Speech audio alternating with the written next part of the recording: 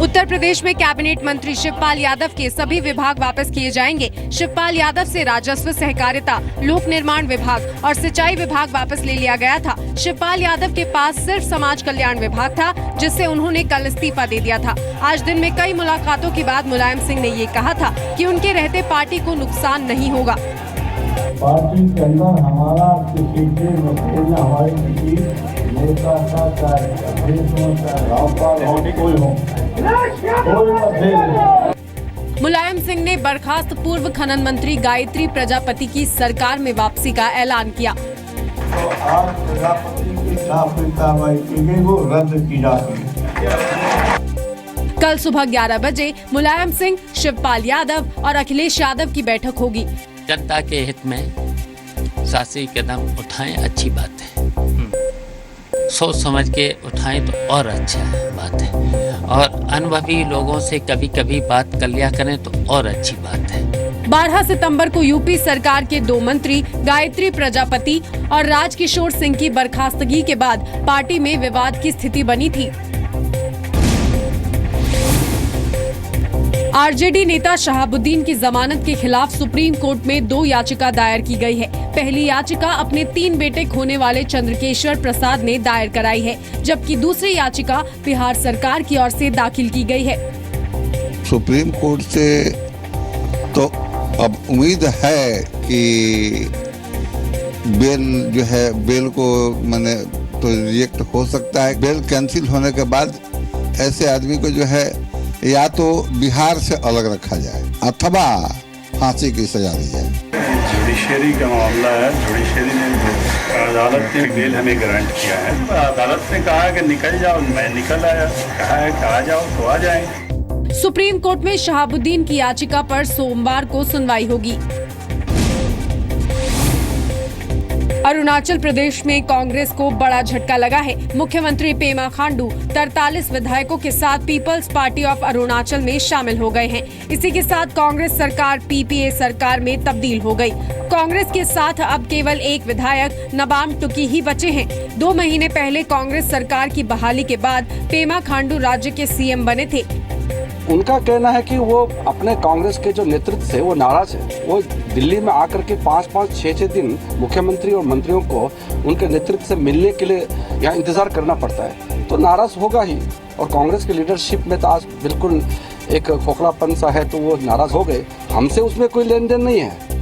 Peoples party of Arunachal उत्तर पूर्व लोकतांत्रिक गठबंधन का हिस्सा है। इस गठबंधन को 2016 में बनाया था। फिलहाल बीजेपी विधायक हेमंत बिस्वा शर्मा गठबंधन का नेतृत्व कर रहे हैं। कांग्रेस उपाध्यक्ष राहुल गांधी ने आज यूपी के चित्रकूट में खाट सभा की। किसानों से कर्ज माफ करने का वादा किया। मैं चाहता हूं कि जब कांग्रेस पार्टी की यहाँ सरकार आए, उसके बाद उसके 5-7 साल बाद कोई बुंदेलखंड आए तो वो हैरान हो जाए कि भाई ये क्या हुआ, यहाँ पे क्या चमत्कार हुआ। जिस दिन उत्तर प्रदेश में और हिंदुस्तान में कांग्रेस पार्टी की सरकार आएगी, उस दिन कर्जा माफ किसानों का हम करके दिखाएंगे। राहुल गांधी चित्रकूट के कामतगिरी मंदिर भी गए और पूजा की। यूपी के बिजनौर में लड़की के साथ छेड़छाड़ के बाद हुई हिंसा में 3 लोगों की मौत और 1 दर्जन लोग घायल हो गए। आरोप है कि एक समुदाय के कुछ लोगों ने दूसरे समुदाय की लड़की के साथ बस में छेड़छाड़ की। इस घटना के बाद लोगों ने आरोपी पक्ष पर फायरिंग कर दी। वारदात के बाद हिंसा भड़क गई। लोगों ने हंगामा करते हुए हाईवे पर जाम लगा दिया। गाड़ियों में तोड़फोड़ की गई और आग लगाने की कोशिश हुई। अब इसमें FIR दर्ज हो रही है। इसमें जो भी मुलजिम इसमें इन्वॉल्व हैं, उनके खिलाफ सख्त कार्रवाई की जाएगी। उनको NSA में बुक किया जाएगा। अखिलेश यादव के आदेश के बाद ADG law and order Daljeet Singh Chaudhary के साथ प्रमुख सचिव गृह देवाशीष पांडा बिजनौर पहुंचे। लापरवाही बरतने के लिए एक दारोगा के साथ एक सिपाही को निलंबित किया गया है। खुफिया एजेंसियों के मुताबिक कश्मीर में अलगाववादियों को हर महीने हवाला के जरिए 50 से 60 लाख रुपए दिए जा रहे हैं। सूत्रों के मुताबिक ये रकम सैलरी के तौर पर मिल रही है। अलगाववादियों के बैंक अकाउंट में ये पैसे थोड़ी थोड़ी रकम के तौर पर डिपॉजिट होते हैं। इस वजह से सुरक्षा एजेंसियों का इन पर ध्यान नहीं जा रहा। खबर ये भी है कि सिलेंडर में पैसे भरकर महिलाएं हवाला के पैसों की तस्करी कर रही हैं। इसके लिए हिजबुल मुजाहिदीन उन्हें ट्रेनिंग देता है। खुफिया एजेंसियों ने पंजाब और जम्मू के कुछ व्यापारियों की शिनाख्त भी की है, जिन पर इस हवाला रैकेट में शामिल होने का शक है। ऑल इंडिया रेडियो ने आज से बलूचिस्तान के लिए एक मल्टीमीडिया वेबसाइट और मोबाइल एप्लीकेशन की शुरुआत की। प्रसार भारती के चेयरमैन ए सूर्य प्रकाश ने इसे लॉन्च किया। मैं ये कहना चाहता हूँ कि पिछले 3-4 हफ्ते में ये हमारा ऑल इंडिया रेडियो के बलूच सर्विस में बहुत ज्यादा इंटरेस्ट, अब वो भाषा बोलने वाले लोगों में बहुत ज्यादा इंटरेस्ट आ गया है, मुझे लगता है। बलूचिस्तान की आवाज सामने लाने के लिए उठाए गए इस कदम को एक बड़ा कूटनीतिक फैसला माना जा रहा है। भारत आए नेपाल के प्रधानमंत्री पुष्प कमल दहल ने आज प्रधानमंत्री मोदी से मुलाकात की। पीएम मोदी ने कहा कि भारत उम्मीद करता है कि नेपाल अपने संविधान में समाज के सभी लोगों को प्रतिनिधित्व देगा। भारत नेपाल को भूकंप की तबाही से उबरने के लिए $75 करोड़ का ऋण देगा। इसके अलावा नेपाल के तराई वाले इलाके में सड़कों की स्थिति सुधारने को लेकर भी समझौता हुआ है। नेपाल में पिछले महीने माओवादी सरकार के सत्ता में आने के बाद प्रधानमंत्री पुष्प कमल 4 दिन के भारत दौरे पर हैं। We hope that Nepal will successfully implement the constitution through inclusive dialogue, accommodating the aspirations of all sections of the diverse society. Delhi में डेंगू चिकनगुनिया के बिगड़े हालात के बीच केंद्रीय स्वास्थ्य मंत्री जेपी नड्डा ने दिल्ली सरकार से मरीजों की पूरी रिपोर्ट मांगी है। मैंने दिल्ली सरकार को कहा है कि जो भी डेथ्स रिपोर्ट हुई हैं प्राइवेट हॉस्पिटल में या किसी अपने हॉस्पिटल में, सबकी केस हिस्ट्री मांगी जाए, सबकी डिटेल्स ली जाए, उसको एनालाइज किया जाए, उसकी रिपोर्ट हमको भेजी जाए। केंद्रीय स्वास्थ्य मंत्री जेपी नड्डा और दिल्ली के स्वास्थ्य मंत्री सत्येंद्र जैन आज मिले। सत्येंद्र जैन ने कहा उनकी सरकार लोगों की सेहत को लेकर गंभीर है। तो नंबर्स तो काफी बढ़ गया, पर हम काम कर रहे हैं, डे एंड नाइट काम कर रहे हैं, घबराने की आवश्यकता नहीं है। बेड्स सभी अस्पतालों में अवेलेबल हैं और आज तो केंद्र सरकार ने मान लिया तो 1000 बेड आज से और एक्स्ट्रा बढ़ गया। दिल्ली में अब तक चिकनगुनिया से 13 और डेंगू से 18 लोगों की मौत हो चुकी है। एमसीडी के मुताबिक दिल्ली में चिकनगुनिया के अब तक 1700 से ज्यादा मामले सामने आए हैं। Wrestler Narsingh Yadav doping case की जांच अब सीबीआई करेगी। भारतीय कुश्ती संघ के अध्यक्ष बृजभूषण सिंह के मुताबिक नरसिंह यादव मामले की जांच सीबीआई को सौंपी गई है। बृजभूषण सिंह रियो से लौटने के बाद प्रधानमंत्री आवास में अधिकारियों से मिले थे और इस केस की जांच सीबीआई से करवाने की मांग की थी। डोप टेस्ट में फेल होने की वजह से नरसिंह यादव रियो ओलंपिक में 74 किलोग्राम वर्ग के रेसलिंग कंपटीशन में हिस्सा नहीं ले पाए थे और बिना मुकाबले ही रियो से वापस आना पड़ा था। कावेरी जल विवाद को लेकर आज तमिलनाडु बंद रहा। कर्नाटक में तमिल लोगों पर हो रहे हमलों के विरोध में कई शहरों में प्रदर्शन हुए। किसान और व्यापारी संगठनों ने बंद बुलाया था। डीएमके, कांग्रेस, एमडीएमके समेत सभी विपक्षी पार्टियों ने इसका समर्थन किया। प्रदर्शनकारियों ने होसूर और सैदापेट में रेल रोकी, सड़क पर चक्का जाम भी किया। चेन्नई में डीएमके नेता एमके स्टालिन और कनिमोरी को पुलिस ने हिरासत में ले लिया। वाइको को रेल रोकने के आरोप में तिरुचिरापल्ली से हिरासत में लिया गया।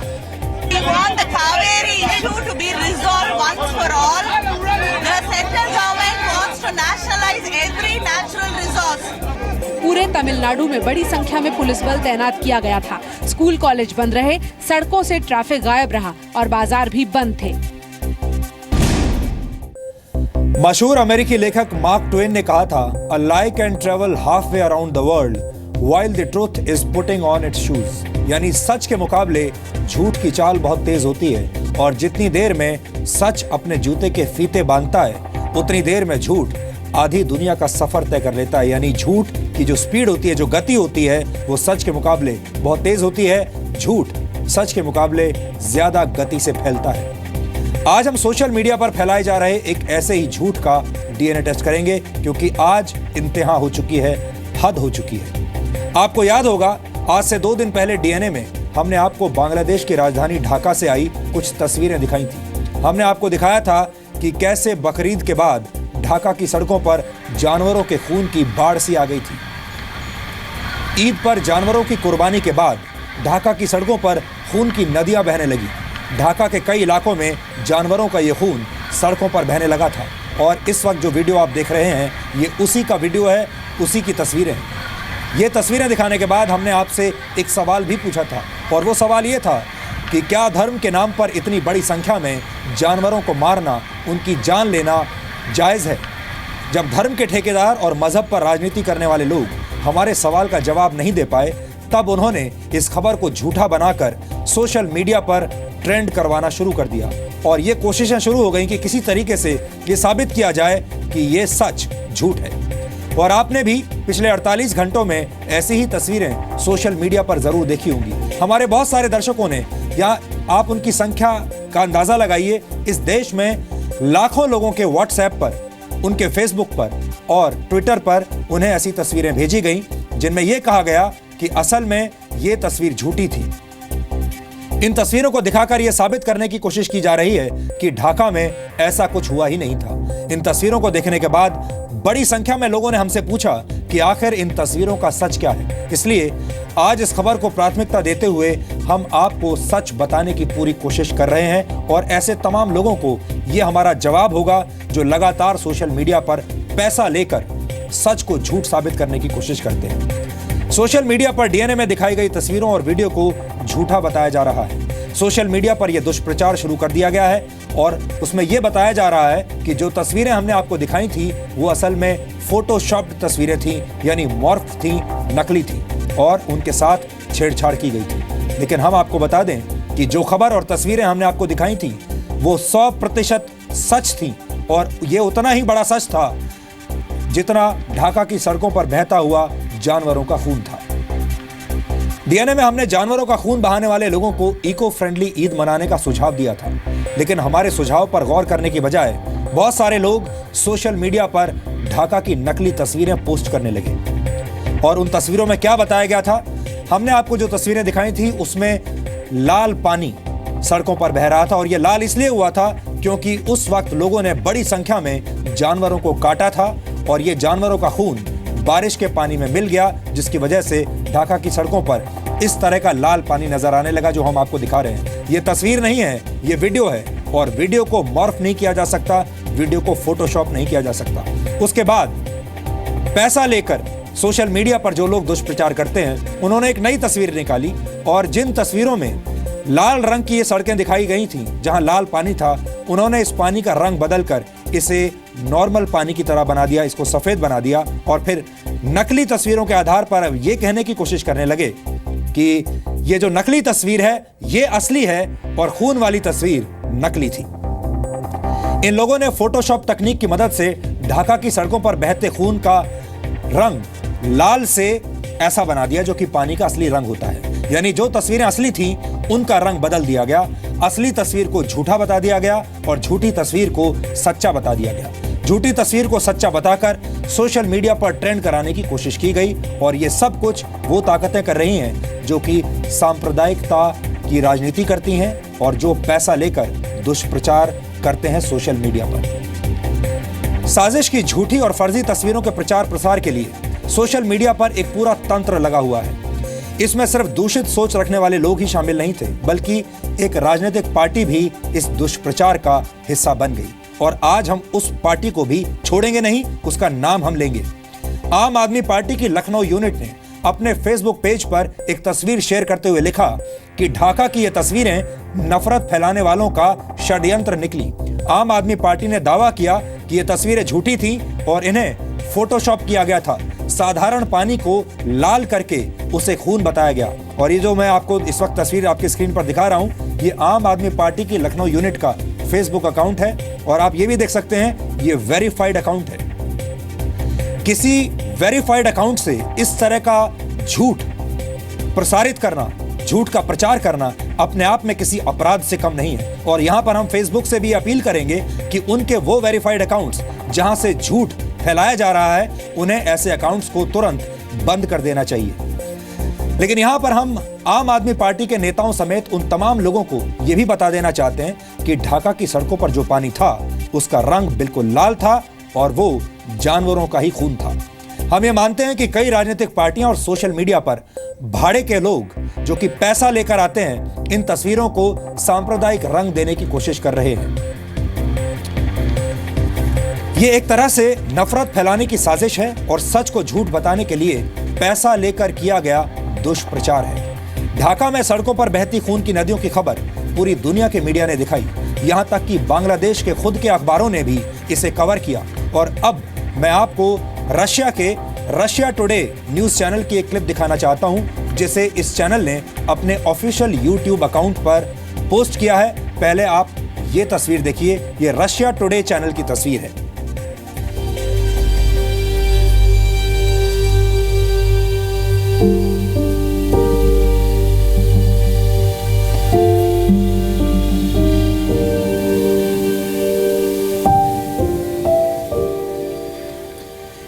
इसके बाद मैं आपको बांग्लादेश के ही एक अखबार ढाका ट्रिब्यून में प्रकाशित की गई इस खबर के कुछ हिस्से पढ़कर सुनाना चाहता हूं। वो खबर इस वक्त मेरे हाथ में है, आप ये देखिए। मैंने उसका एक प्रिंट आउट निकाला है और इस प्रिंट आउट में वो तस्वीर है जहां पर एक व्यक्ति ऐसी ही एक सड़क से गुजर रहा है जहां पर लाल पानी भरा हुआ है। ये पानी लाल इसलिए है क्योंकि इसमें खून मिला हुआ है और इस तस्वीर के नीचे साफ साफ लिखा हुआ है कि ये पानी लाल इसलिए है क्योंकि इसमें खून मिला हुआ है। The situation got worse when blood of sacrificed animals mixed with the water and turned some roads into rivers of blood, ऐसा इसके नीचे लिखा हुआ है। ढाका ट्रिब्यून की यह खबर है। इसी अखबार ने जिस पेज पर यह खबर छापी है उसी पेज पर एक वीडियो लिंक भी डाला है और अब वही वीडियो मैं आपके लिए प्ले करना चाहता हूं। यह वीडियो भी आप देखिए।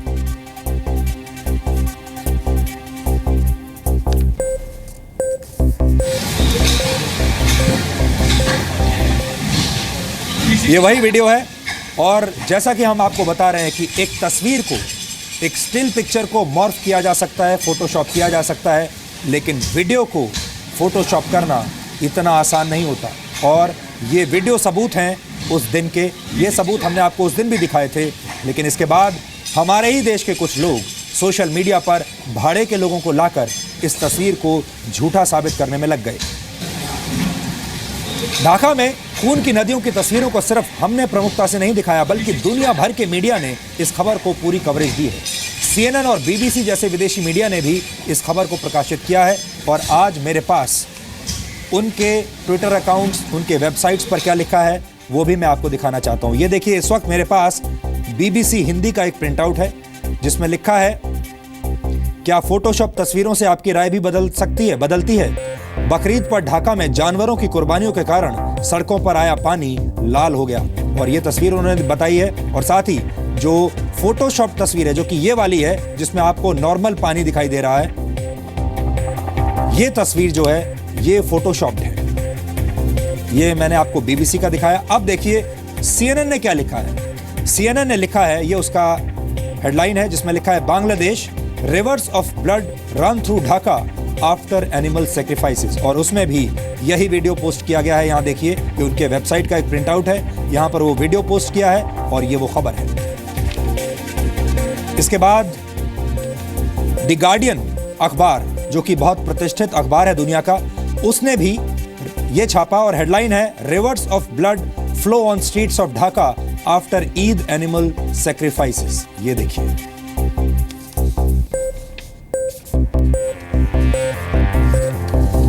DNA में ढाका की सड़कों पर रिवर्स ऑफ ब्लड की खबर दिखाए जाने के बाद सच को झूठ साबित करने वाले सोशल मीडिया के सुपारी किलर्स ने हमारी खबर की सच्चाई पर सवाल उठाने शुरू कर दिए। हमारे लिए आपत्तिजनक भाषा का इस्तेमाल किया गया और खास तरीके से सोशल मीडिया पर हमारी तस्वीरें डालकर, वो खबरें डालकर ये बताने की कोशिश की गई कि जी न्यूज़ पर जो रिपोर्ट दिखाई गई है वो रिपोर्ट झूठ है। उसका एक नमूना मैं आपके सामने पेश कर रहा हूं। ये देखिए, सोशल मीडिया पर ये तस्वीरें पोस्ट की जा रही हैं, इन तस्वीरों को वायरल किया जा रहा है और इसमें आप देख भी सकते हैं सच और झूठ यहाँ पर लिखा है। जो सच्ची तस्वीर है उस पर लिखा है झूठ और जो फोटोशॉप करके, मॉर्फ करके जो तस्वीर बनाई गई है जिसमें से लाल रंग हटा दिया गया है उसको लिखा है सच। लेकिन आज मैं ऐसे तमाम लोगों की पोल खोलना चाहता हूं और पूरे देश को बताना चाहता हूं कि ऐसे लोगों पर भरोसा मत कीजिए, विश्वास मत कीजिए, क्योंकि ये लोग पैसा लेकर गलत खबरें सोशल मीडिया पर प्लांट करते हैं और आप सबको गुमराह करते हैं ताकि दो धर्मों के लोग आपस में लड़ाई करना शुरू कर दें। हमारे देश में यह ट्रेंड बन गया है कि जब भी इस्लाम या किसी और धर्म की किसी परंपरा पर सवाल उठाया जाता है तो बुद्धिजीवियों और कुछ राजनीतिक पार्टियों के नेताओं को अचानक तकलीफ शुरू हो जाती है। सहनशीलता पर चर्चा करते हुए बौद्धिक बिरयानी खाने वाले लोगों के पेट में दर्द शुरू हो जाता है। अपनी जलन कम करने के लिए और खबर को झूठा साबित करने के लिए ये लोग एक सोची समझी मुहिम अचानक से शुरू कर देते हैं। ऐसे लोगों को अब मैं बांग्लादेश के न्यूज चैनल बांग्ला विजन पर दिखाई गई एक खबर की क्लिपिंग दिखाना चाहता हूँ। बांग्लादेशी चैनल बांग्ला विजन ने ढाका की सड़कों पर बहते खून की न सिर्फ तस्वीरें दिखाई बल्कि ये भी बताया कि ढाका के सिटी कॉरपोरेशन द्वारा किए गए इंतजामों में कितनी कमी थी, जिसकी वजह से बारिश का पानी और जानवरों का खून आपस में मिल गया, जिससे सड़कों पर जानवरों का खून बहने लगा। आप खुद देखिए। ঈদের দিন সকালের তুমুল বৃষ্টিতে কোরবানির পশুর রক্ত আর বর্জ্যে সয়লাব হয়ে যায় রাজধানীর বিভিন্ন এলাকা। জলাবদ্ধতার সাথে পশুর বর্জ্য পরিষ্কারে অনেকটাই নাকাল ঢাকা দক্ষিণের পরিচ্ছন্নতা কর্মীরা। এরপরও ৪৮ ঘন্টার মধ্যে বর্জ্য অপসারণে সফলতার আশা করছেন ঢাকার দুই মেয়র। উত্তরের মেয়রের দাবি, জনগণের সচেতনতার কারণে দুপুরের মধ্যেই ৭০% বর্জ্য অপসারণ হয়ে গেছে। অল্প বৃষ্টিতেই বড় জলাবদ্ধতার সমস্যার সঙ্গে যোগ হয়েছে কুরবানির পশুর রক্ত ও বর্জ্য। ফলাফল আক্ষরিক অর্থেই রক্তের বন্যা। কুরবানির সকালের বৃষ্টি তাই বর্জ্য ব্যবস্থাপনার সুফলের চাইতে কুফলই বেশি আনলো। শান্তিনগর এলাকার গৃহিণী শিল্পী বলছিলেন তাদের দুর্ভোগের কথা। জরুরি ভিত্তিতে বর্জ্য অপসারণে দমকল বাহিনী, নৌবাহিনী ও বিমান বাহিনীর কাছ থেকে বেশ কিছু বাহন ব্যবহারের জন্য নিয়েছে সিটি কর্পোরেশনগুলো। শারমিন ইব্রাহিম, বাংলা ভিশন, ঢাকা। कुछ तस्वीरें तो इस रिपोर्ट में ऐसी थीं जो कि हम आपको शायद दिखा भी नहीं पाते। हमारे जिन दर्शकों को बांग्ला भाषा नहीं आती क्योंकि ये रिपोर्ट बांग्ला में थी, उन्हें हम इस न्यूज क्लिप की रिपोर्ट के बारे में बताना चाहते हैं कि इसमें क्या कहा गया है। इस रिपोर्ट में यह बताया गया है कि ईद के दिन सुबह के वक्त जब जानवरों की कुर्बानी दी जा रही थी तब ढाका में बारिश हो रही थी। ढाका के लोग प्रशासन द्वारा तय किए गए जगहों पर कुर्बानी देने की बजाय अपने ही घरों के सामने और सड़कों पर खुलेआम कुर्बानी देने लगे, जिससे बारिश का पानी और जानवरों का खून आपस में मिल गया और ढाका के शांति नगर इलाके में बाढ़ जैसे हालात पैदा हो गए और पानी लाल हो गया क्योंकि उसमें खून मिल गया। सोशल मीडिया का फायदा उठाकर सच की कुर्बानी देने वालों को अब ये समझ में आ गया होगा कि सच परेशान हो सकता है लेकिन पराजित नहीं हो सकता। हम अपने दर्शकों से भी अपील करना चाहते हैं कि जब भी आपका सोशल मीडिया पर आपको फैलाए जा रहे किसी झूठ से आपका सामना हो तो फौरन उस पर यकीन ना करें, क्योंकि झूठ को अक्सर लुभावने अंदाज में पेश किया जाता है। सोशल मीडिया पर झूठ फैलाने वाले लोगों को कई बार राजनीतिक पार्टियों से पैसा मिलता है। ये राजनीतिक पार्टियां सोशल मीडिया के लिए एक खास वॉर रूम्स बनाकर रखती हैं और इन वॉर रूम्स में यह तय किया जाता है कि आज किस खबर को ट्रेंड कराना है, किस हैशटैग को ट्रेंड कराना है। ये लोग खुद उन वॉर रूम्स में बैठकर हैशटैग बनाते हैं, हैशटैग सोचते हैं। ये भी सोचते हैं, पूरे दिन प्लान करते हैं कि आज किस चैनल को, किस पत्रकार को, किस नेता को बदनाम करना है झूठी तस्वीरें डालकर, और फिर ये उस हैशटैग को ट्रेंड कराते हैं। ये तय करते हैं कि किस खबर के जरिए नफरत फैलानी है और वोटों का इंतजाम करना है।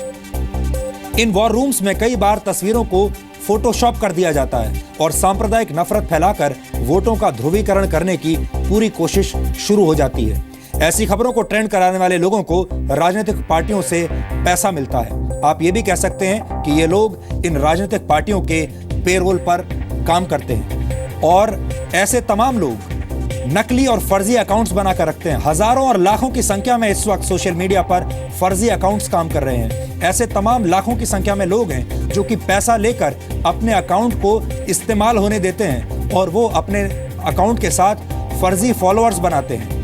और जब इस तरह की किसी फर्जी खबर को ट्रेंड कराना होता है तो ऐसे तमाम फर्जी फॉलोअर्स को और ऐसे फर्जी अकाउंट्स को पैसा देकर उनसे काम लिया जाता है। और इसकी वजह से देश के भोले भाले लोग जो सोशल मीडिया पर खबरें पढ़ते हैं, तस्वीरों को ये सोचकर देखते हैं कि ये तस्वीरें शायद सच हैं, वो इनके झांसे में आ जाते हैं। और इसीलिए आज हम आपसे ये अपील कर रहे हैं कि सोशल मीडिया अब नियंत्रण से बाहर हो गया है और सोशल मीडिया पर ऐसे लोग बड़ी संख्या में आ गए हैं जो कि पैसा लेकर नफरत फैला रहे हैं, पैसा लेकर झूठी खबरें और झूठी तस्वीरों को उनका प्रचार करते हैं, उनका प्रसार करते हैं। इसलिए ऐसे लोगों से सावधान रहिए। ये लोग चाहते हैं कि इस देश में कभी भी शांति कायम ना हो। ये लोग चाहते हैं कि अलग अलग धर्मों के लोग हमेशा लड़ते रहें। जबकि हम आपसे आज ये अपील करना चाहते हैं कि हमारी ये खबर किसी एक धर्म के खिलाफ नहीं थी, हमारी ये खबर उन तमाम लोगों के खिलाफ थी जो किसी भी धर्म के हों लेकिन जानवरों की कुर्बानी देते हैं। हम उस दिन भी ये बात कह रहे थे कि जानवरों की कुर्बानी चाहे इस्लाम में दी जाए, चाहे हिंदू धर्म में दी जाए या किसी और धर्म में दी जाए, जानवरों की कुर्बानी नहीं दी जानी चाहिए। सच को झूठ बताने की कोशिश आपको याद होगा जेएनयू विवाद के वक्त भी की गई थी। तब बहुत सारे लोग खड़े हो गए थे, ये साबित करने में लग गए थे कि जेएनयू में कभी भी पाकिस्तान के समर्थन में नारे लगे ही नहीं थे। और आपको याद होगा इसी साल फरवरी में जेएनयू में पाकिस्तान जिंदाबाद के नारे लगे थे। वो वीडियो हमारे पास था और वो वीडियो सबसे पहले हमने पूरे देश के सामने रखा था और बहुत सारे लोग उस वीडियो के खिलाफ खड़े हो गए और लोगों ने कहा कि ये वीडियो जाली है, ये वीडियो हम लोगों ने उसमें वो आवाज अलग से लगाई है और देश विरोधी नारे कभी भी जेएनयू में नहीं लगे। लेकिन इसके बाद सीएफएसएल की जांच हुई, सीएफएसएल ने उसकी जांच की, वीडियो की और उस रिपोर्ट में यह साबित हुआ कि जेएनयू के मामले में जो कुछ भी जी न्यूज ने दिखाया था वो बिल्कुल सच था। और आपको यह भी बता दूं कि उस वक्त आम आदमी पार्टी वो पार्टी थी जो कि जी न्यूज के खिलाफ अदालत में चली गई थी, ये कहते हुए कि हमारा वो वीडियो फर्जी था, नकली था।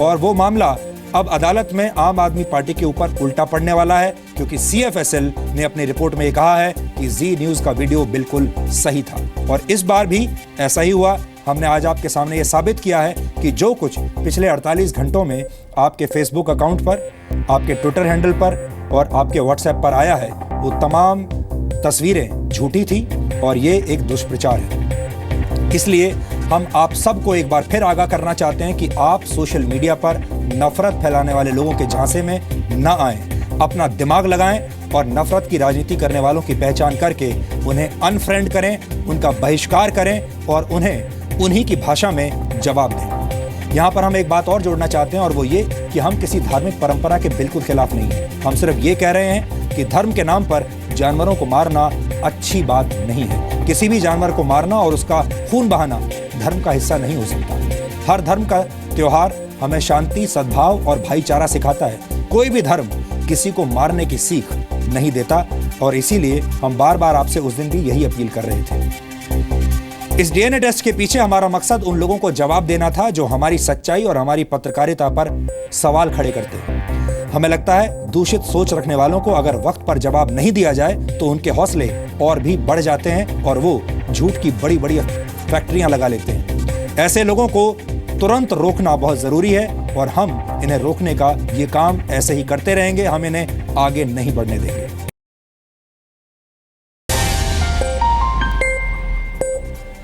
मैंने डीएनए में कई बार आपसे इस बात का जिक्र किया है कि देश को आतंकवादियों से ज्यादा खतरा नक्सलवादियों से है और अब ये बात एक इंटरनेशनल रिसर्च में भी साबित हो गई है। पिछले वर्ष भारत में आतंकी हमलों में 61% से ज्यादा लोग नक्सली हमलों में मारे गए। ये सिर्फ एक आंकड़ा नहीं है, इससे ये भी साबित होता है कि हमारे घर के दुश्मन ही हमारे लिए सबसे ज्यादा घातक है। इसलिए आज हम डीएनए में इस चिंताजनक खबर का विश्लेषण कर रहे हैं। इस रिपोर्ट से यह भी पता चलता है कि भारत में माओवादियों का संगठन दुनिया का चौथा सबसे खतरनाक आतंकी संगठन है। यह रिपोर्ट अमेरिका की यूनिवर्सिटी ऑफ मैरीलैंड के रिसर्च और एजुकेशन सेंटर स्टार्ट ने तैयार की है।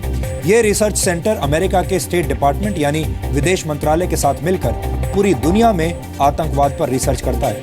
इस रिपोर्ट के मुताबिक सन 2015 में पूरी दुनिया में 28,328 आतंकी हमले हुए, जिनमें 35,320 लोगों ने जान गंवाई। आतंकवाद से प्रभावित देशों की सूची में इराक, अफगानिस्तान और पाकिस्तान के बाद भारत पूरी दुनिया में चौथे नंबर पर है। 2015 में भारत में कुल मिलाकर 791 आतंकी हमले हुए, जिनमें 43% हमले नक्सलवादियों ने किए थे। ये रिपोर्ट बताती है कि भारत में माओवादियों का संगठन दुनिया का चौथा सबसे खतरनाक आतंकी संगठन है। दुनिया के सबसे खतरनाक आतंकी संगठनों की सूची में तालिबान सबसे ऊपर है, यानी पहले नंबर पर है, जिसने 2015 में 1093 आतंकी हमले किए, जिनमें कुल 4,512 लोगों की मौत हुई।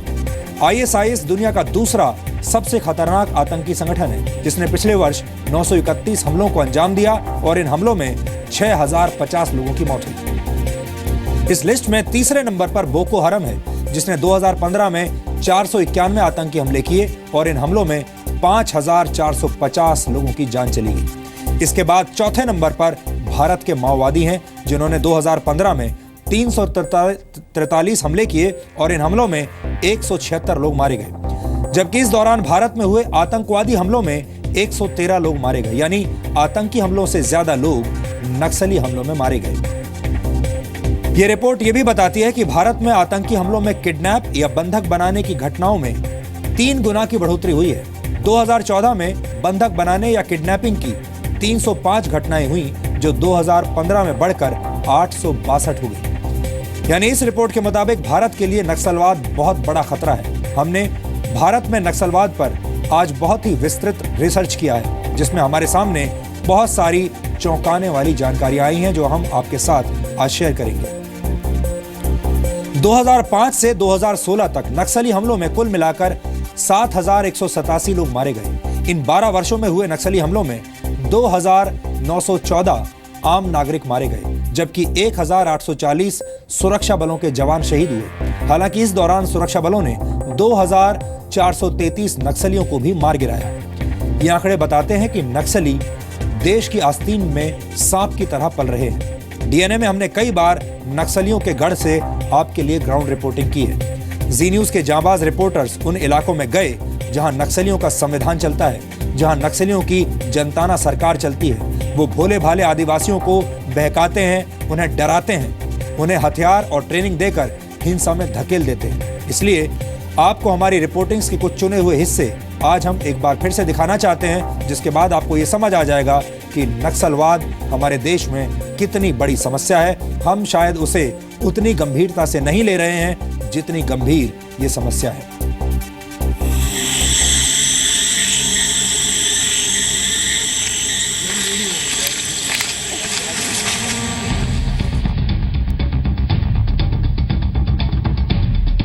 आज हम आपको नक्सल प्रभावित एक ऐसी जगह पर लेकर चल रहे हैं जहां के बाद ना तो कोई पुलिस है, ना प्रशासन है। अगर कोई है तो वो नक्सलियों का साम्राज्य है। जी हाँ, एक ऐसी जगह जहां पर बीएसएफ की आखिरी पोस्ट है और उसके बाद अगर कुछ है तो नक्सली। इसी वर्ष 16 अगस्त को हमने आपको छत्तीसगढ़ के कांकेर का वो इलाका दिखाया था जहां आजादी से लेकर अब तक तिरंगा नहीं फहराया गया था।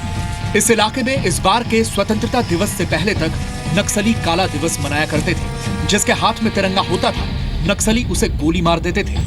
ये एक ऐसा दुर्गम इलाका है जहां अब से कुछ वक्त पहले तक ना तो कोई सरकार थी, ना कानून और ना ही संविधान। इस इलाके के चारों ओर अभी भी नक्सलियों का काला साम्राज्य स्थापित है। लेकिन एक साल पहले इस इलाके में पहुंची बीएसएफ ने नक्सलियों के किले में न सिर्फ सेंध लगाई, बल्कि उन्हें यहां से पीछे भागने और छिपने को मजबूर कर दिया। इसी वर्ष 14 मार्च को हमने आपको छत्तीसगढ़ के अबूझमाड़ की तस्वीरें भी दिखाई थी, जो पहली बार किसी टेलीविजन स्क्रीन पर देश के सामने आई थी। अबूझमाड़ का गेटवे कहलाता है नारायणपुर, यानी इस अबूझ पहेली का ज्यादातर हिस्सा नारायणपुर जिले में ही आता है। 2007 में जिला बनने वाले नारायणपुर में कुछ ही समय पहले तक नक्सलवादी खुलेआम घूमा करते थे। अब सुरक्षा बल नारायणपुर को केंद्र बनाकर अबूझमाड़ में अपना ऑपरेशन चला रहे हैं।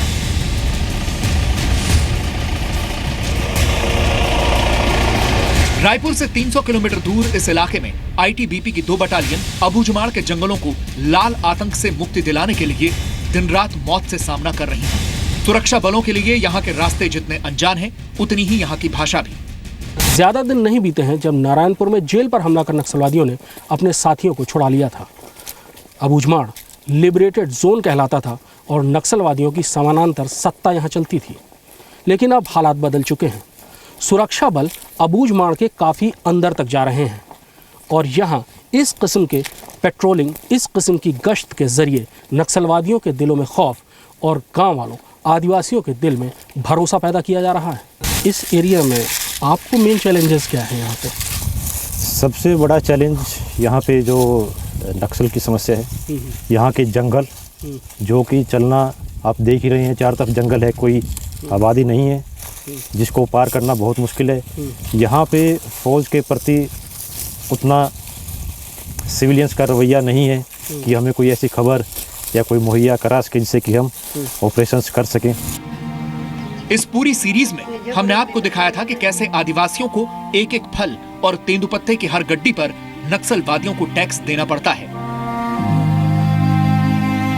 खुद का लूट लिए हैं, मेरा घर जला दिए हैं, छोटे भाई को जान से मार दिया। जान से मार दिया सर, और मेरा फैमिली को और मेरा बाल बच्चे को फोर्स के साथ लाया मैं यहाँ। अभी यहाँ शांति नगर में किराए में रहता हूँ। गांव में पुराना जो घर है यूँ ही है सर, सबको ले गया, उन्हीं लोगों कब्जा कर दिए। खेत वेत को छोड़ के मैं आना पड़ा यहाँ। पूरा भाई छोटा को मार दिया। हाँ मार दिया। हमने आपको अबूझमाड़ के अंदर के गांव से नक्सलवादियों के जुल्मों की वजह से निर्वासित हुए लोग भी दिखाए थे। एक जमाना था जब अबूझमाड़ के घने जंगल इनका आशियाना हुआ करते थे, लेकिन 4 दशक पहले आए नक्सलवादियों ने इनके आशियाने को तिनके की तरह बिखेर दिया। नक्सली जब शुरुआत में आना शुरू किया उन्होंने, तो वो आप लोगों से क्या कहते थे? गांव वालों से कुतुल उनका एक तरह से गढ़ था, क्या कहते थे वो? यही आदिवासी लोगों के लिए आए हैं, लड़ाई उनके लिए लड़ना है ऐसा बोलते थे, मगर वैसा नहीं लगा हमको।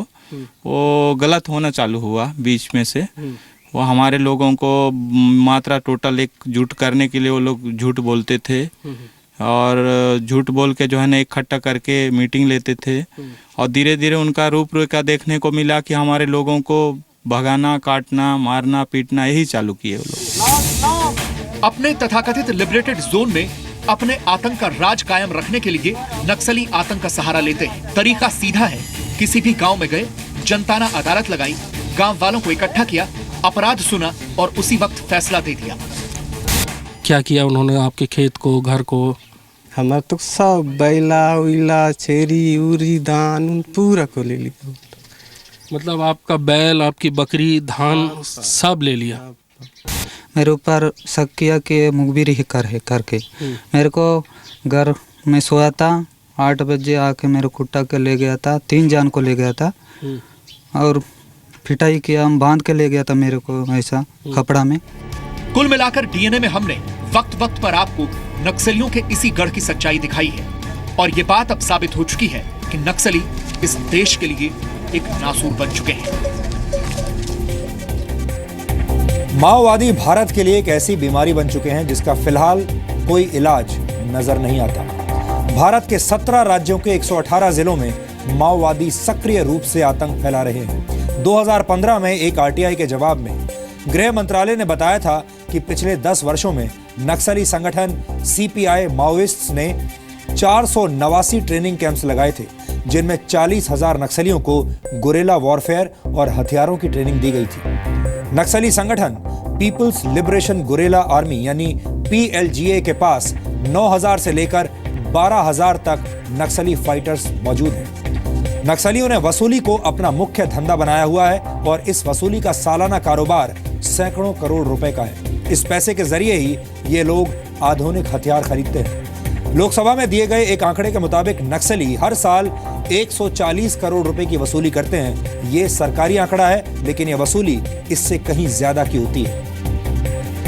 यानी हमारा देश नक्सलवाद से आजादी मांग रहा है, लेकिन यह देश की विडंबना है कि नक्सलवाद के खिलाफ आवाज उठाने वालों की संख्या बहुत कम है। ऐसे लोग जो हर तरह की आजादी की बात करते हैं और बड़े बड़े विश्वविद्यालयों में देश विरोधी नारे लगाते हैं, वो नक्सलवाद के नाम पर चुप क्यों हो जाते हैं? ये वो लोग हैं जो नक्सलियों से हमदर्दी रखते हैं और हमारे जवानों की आलोचना करते हैं, हमारे जवानों के शहीद होने पर खुशियां मनाते हैं। ऐसे लोग राजनीति से लेकर एनजीओ तक और मीडिया से लेकर विश्वविद्यालयों तक काफी बड़ी संख्या में मौजूद हैं। आप सब उनके नाम जानते हैं। ये लोग कौन हैं आप सब जानते हैं। ये लोग नक्सली विचारधारा के बौद्धिक बॉडीगार्ड्स बनकर काम करते हैं। ये बहुत ही खतरनाक सोच है।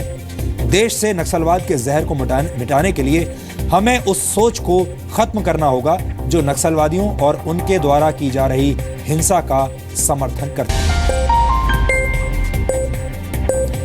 और अब डीएनए के अंत में आपके लिए काम की बात। डॉक्टर सुभाष चंद्रा एक ऐसे अनुभवी मार्गदर्शक हैं जो समय समय पर अपने अनुभवों से समाज को उसकी जिम्मेदारी का एहसास दिलाते रहते हैं। और इस बार डॉक्टर सुभाष चंद्रा शो में डॉक्टर चंद्रा अपने अनुभवों से युवाओं को जिंदगी में आभारी होने और झुककर शालीनता के साथ सबका सम्मान करने का मतलब समझाएंगे।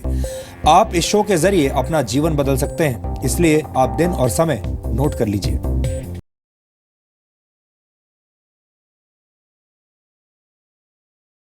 Where does a person draw a line between a reward and gratitude? Find who has all helped me in getting that reward. Expressing your sense of gratitude to those people is what gratitude is. How do you develop that sort of, ability to be grateful early on in life? This will be wrong for our part, maybe more than you on my part, to feel that only because I have grown old and I have gained experience, that's why we should feel the sense of gratitude more. Doctor Subhash Chandra show शनिवार रात 10 बजे और रविवार सुबह 11 बजे सिर्फ जी news पर।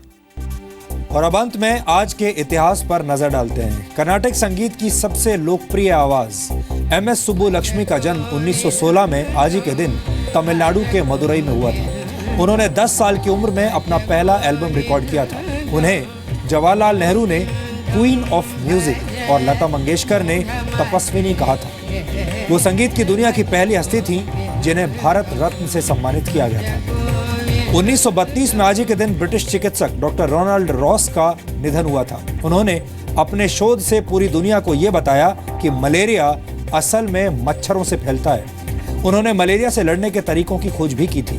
Doctor Ronald Ross का जन्म अल्मोड़ा में हुआ था, जो फिलहाल उत्तराखंड में है। उनके पिता ब्रिटिश इंडियन आर्मी में जनरल थे। उन्होंने 25 वर्षों तक इंडियन मेडिकल सर्विस में काम भी किया था। इंडियन मेडिकल सर्विस भारत में ब्रिटिश राज के दौरान चलने वाली एक मिलिट्री मेडिकल सर्विस थी और 1902 में उन्हें चिकित्सा का नोबेल पुरस्कार दिया गया। वो एक लेखक भी थे और उन्होंने अपनी जिंदगी पर कई कविताएं भी लिखी थी। मर्करी थर्मामीटर के जन्मदाता डैनियल गैब्रियल फॉरेनहाइट का आज ही के दिन 1736 में निधन हुआ था। मर्करी थर्मामीटर में तापमान को मापने के लिए पारे का इस्तेमाल किया जाता है। इसके आविष्कार से पहले आमतौर पर थर्मामीटर्स में मर्करी की जगह अल्कोहल का प्रयोग किया जाता था।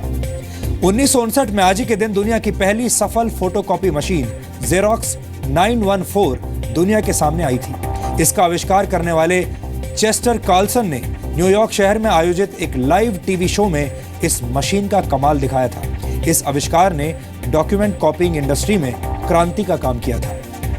क्रिसमस के दौरान गाई जाने वाली सबसे लोकप्रिय धुन जिंगल बेल्स का 1857 में आज ही के दिन कॉपीराइट उसे किया गया था। इसे अमेरिकी गीतकार जेम्स लॉर्ड पियरपॉन्ट ने लिखा था। हालांकि माना यह जाता है कि इस गीत को क्रिसमस पर गाए जाने के लिए नहीं लिखा गया था, लेकिन बाद में यह गीत क्रिसमस सॉन्ग के तौर पर लोकप्रिय हो गया। तो डीएनए में आज इतना ही। अब आपसे हमारी मुलाकात होगी कल यानी शनिवार को रात 9 बजे डीएनए के वीकेंड स्पेशल में, यानी डीएनए के वीकेंड एडिशन में, जिसमें आप पूरे हफ्ते की चुनिंदा खबरों के बेहतरीन डीएनए टेस्ट देख पाएंगे। इसलिए कल रात 9 बजे का रिमाइंडर आप अभी से लगा लीजिए और तब तक के लिए हमें इजाजत दीजिए। नमस्कार।